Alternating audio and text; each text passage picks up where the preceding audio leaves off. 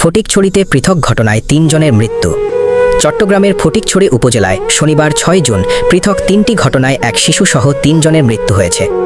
উপজেলার খিরাম বনাঞ্চলে হরিণ শিকার করতে গিয়ে গুলিতে একজন, সুয়াবিলে গাছ থেকে পড়ে একজন এবং নারায়ণহাটে পুকুরে ডুবে এক শিশুর প্রাণহানি ঘটে। উপজেলার খিরাম বনাঞ্চলে হরিণ শিকার করতে গিয়ে গুলিবিদ্ধ হয়ে মোহাম্মদ জমির ৪৬ নামে এক ব্যক্তির মৃত্যু হয়েছে।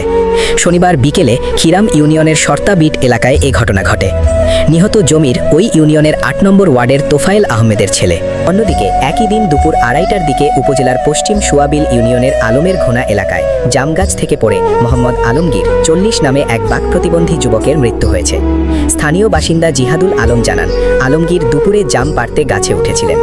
অসাবধানতাবশত গাছ থেকে নিচে পড়ে তিনি গুরুতর আহত হন। পরে তাকে দ্রুত নাজিরহাট স্বাস্থ্য কমপ্লেক্সে নেওয়ার পথে তিনি মারা যান। এর আগে শনিবার সকাল ১১টার দিকে উপজেলার নারায়ণহাট ইউনিয়নের পূর্ব শৈলকুপা গ্রামের পরানপাড়া এলাকায় পুকুরে ডুবে সাইরা মনি ৩ নামে এক শিশুর মৃত্যু হয়। সে ওই এলাকার আব্দুল হালিমের মেয়ে। স্বজনরা জানান, সকালে সাইরা তার বাবার সঙ্গে বাড়ির পাশে দোকানে গিয়েছিল। পরে তাকে একা বাড়িতে পাঠিয়ে দেওয়া হয়। দীর্ঘক্ষণ না ফেরায় খোঁজাখুঁজির এক পর্যায়ে শিশুটির চাচা পুকুরে তাকে ভাসতে দেখেন। পরে তাকে উদ্ধার করে স্থানীয় ভূজপুর জেনারেল হাসপাতালে নেওয়া হলে কর্তব্যরত চিকিৎসক মৃত ঘোষণা করেন।